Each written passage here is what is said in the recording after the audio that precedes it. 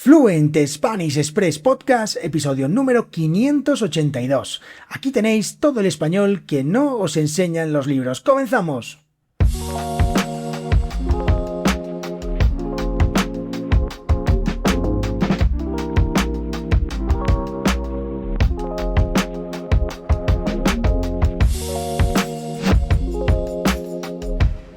Muy buenos días, bienvenidas a un nuevo episodio de Fluent Spanish Express Podcast. Hoy es martes 12 de mayo de 2026, mi nombre es Diego Villanueva y cada semana os traigo un nuevo episodio del podcast más desafiante de español avanzado. ¿Por qué digo esto? Porque sin adaptar la velocidad, ni el vocabulario, sin guión, sin filtros, pues el español tal y como lo hablamos los nativos españoles.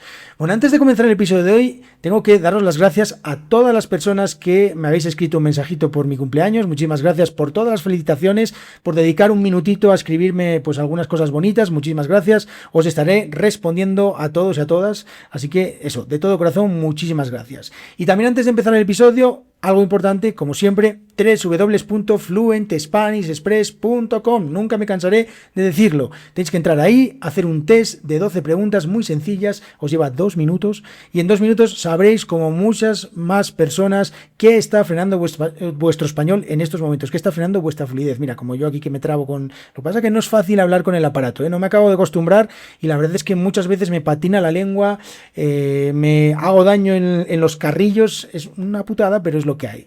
Así que, bueno, lo dicho, que os decía que eso, que entrad a hacer el test. Si no queréis hacer el test, pues entrad en la newsletter, ya está, os suscribís a la newsletter y todos los lunes, los miércoles y los viernes recibís un email con algunas cositas para ayudaros con vuestra fluidez en español. Y dicho esto, como os decía, hoy voy a hacer un episodio que no es propiamente de preguntas y respuestas, pero que sí viene de una pregunta que me hizo Ana y que además Ana me dijo, tengo que hacerle aquí un pequeño tirón de orejas, me dijo, es que esta pregunta seguramente no es interesante para el podcast. No, todas las preguntas son interesantes, de verdad. O sea, cualquier pregunta, cualquier cuestión, duda que tengáis en vuestra cabeza relacionada con el español, seguramente es una duda pregunta que se está haciendo otra persona en otro lugar del mundo exactamente igual, ¿vale? Entonces, muchas veces pasa esto, ¿no? Que dices tú, joder, pero ¿cómo dices que esta pregunta no es interesante si es que muchas personas tienen el mismo problema? Pues bueno, Ana me decía, venga, que me enrollo más que una presión. Dice Ana, me vino a la cabeza una cosa sobre la que siempre tengo dudas. Bien, me gustaría saber más sobre cómo reaccionar rápidamente a una sorpresa, alegría o enfado durante una conversación. Siempre uso las mismas palabras, qué fuerte o qué bien, dependiendo de la situación. No se me ocurre nada más natural. ¿Hay algún truco para esto o hay que esperar a que llegue solo con el tiempo? Vale, empiezo respondiendo lo último.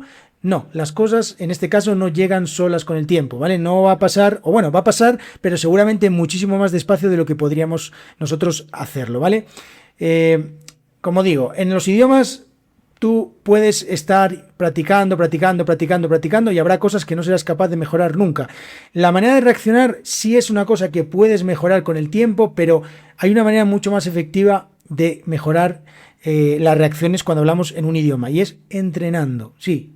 Llevo ya tiempo siendo pesado con esto, la fluidez no se estudia, la fluidez se entrena. Pues esto es exactamente lo mismo. Y reaccionar es una de las cosas más resultonas, digo resultonas en el sentido de que a poco que hagamos se nota muchísimo, o sea, los resultados, ¿cómo se llama eso? La ley de Pareto del 80-20%, 80-20, con muy poco esfuerzo podemos conseguir tener reacciones mucho más naturales y sonar de una manera mucho más fluida y de verdad impactar en la manera en la que hablamos, ¿vale? Hay veces hay veces no.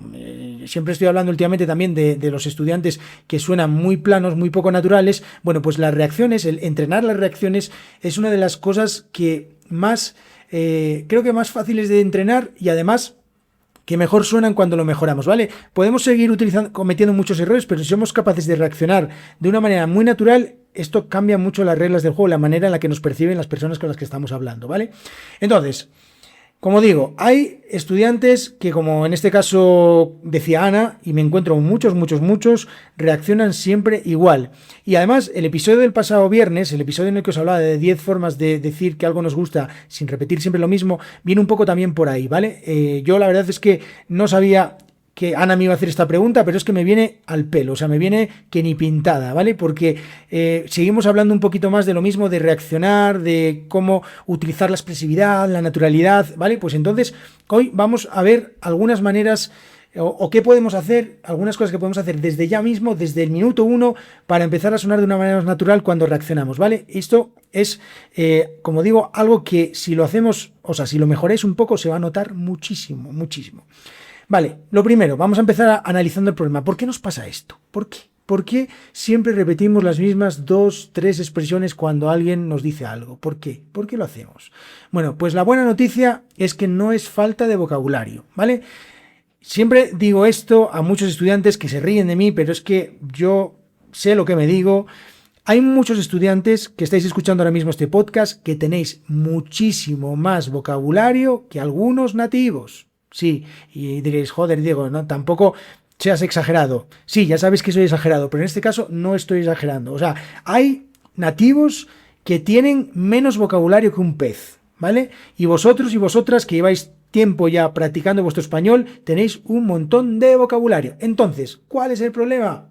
El problema es la falta de disponibilidad, ¿vale? Conocemos cosas, pero no nos salen. Esto ya también os hablaba el martes pasado. ¿Qué pasa, Diego? ¿Por qué yo sé tantas cosas, pero cuando me pongo a hablar se me bloquea todo, no sé lo que estoy diciendo? Vale, pues el problema no es de vocabulario, es que tenemos que empezar a reaccionar sin pensar. Y aquí es donde radica el gran problema. Y es que muchas veces no reaccionamos sin pensar. También pensamos las reacciones y eso es un error. ¿Por qué? Porque las reacciones no se piensan o no se deberían pensar, ¿vale? Porque cuando pensamos en cómo reaccionar ya estamos llegando tarde a la conversación, ya estamos primero no transmitiendo emociones, que eso es lo que os decía el viernes pasado, y también empezamos la frase mal. ¿Por qué? Porque tenemos que pensar en la reacción, luego tenemos que pensar cómo arrancamos la frase y luego tenemos que pensar cómo desarrollamos nuestras ideas. Entonces, es que es mucho pensar, no se puede hablar de manera fluida, de manera natural, pensando tanto, ¿vale? Hay que hablar un poquito más sin pensar. Y cuando digo pensar, no digo que no pensemos nuestras ideas,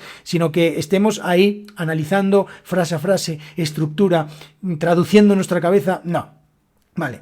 En nuestro idioma nativo, seguramente, pues tendréis como, yo qué sé, es que no sé, 20, 30, 40, 50 formas diferentes de reaccionar, y en español quizás tenéis 2, 3, pero ¿qué pasa? Que esas 50 que tenéis están absolutamente automatizadas, es normal, lleváis toda vuestra vida reaccionando de manera natural, ¿vale? Pues es normal que reaccionéis así.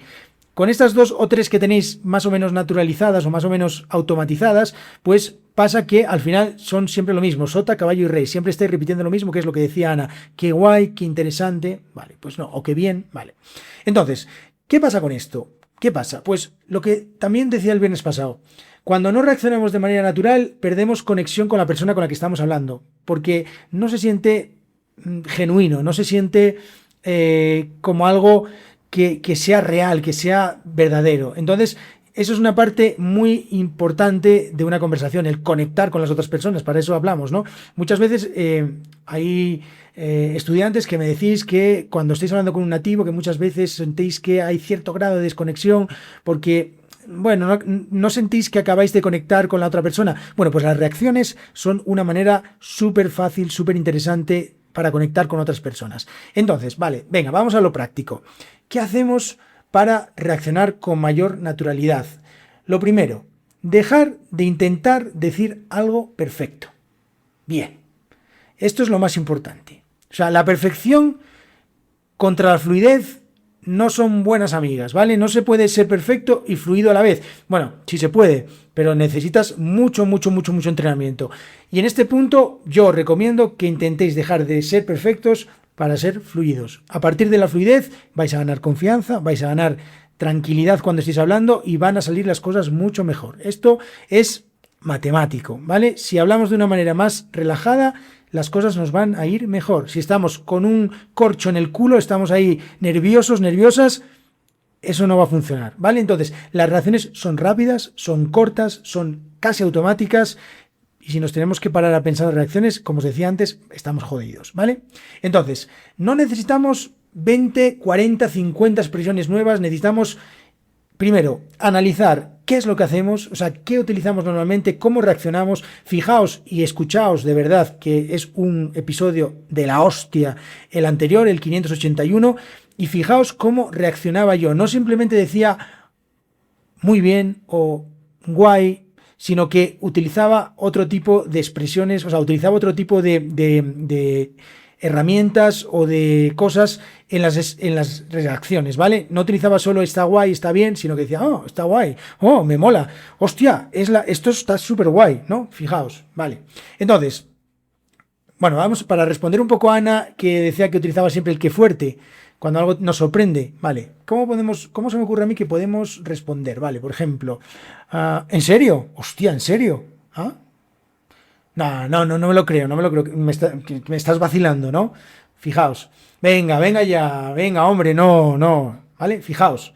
O sea, no hace falta que sean expresiones perfectas. Simplemente, fijaos que son muy sencillas, ¿eh? En vez de decir, cuando algo nos sorprende, qué fuerte, que también lo podemos decir, no está mal.